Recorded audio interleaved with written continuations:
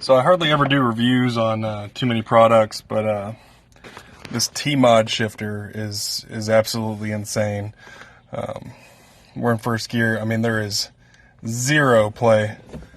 Put in neutral. I mean, this thing is, it feels like a bolt action rifle is what it feels like.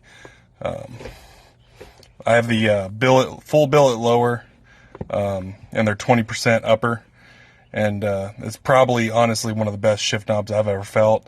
I'm used to MGWs and Cobras and a couple other different things, but this is by far the best feeling shifter I've ever felt. It's not notchy at all. It just feels really precise, really smooth. There's no blurs anywhere between the gates.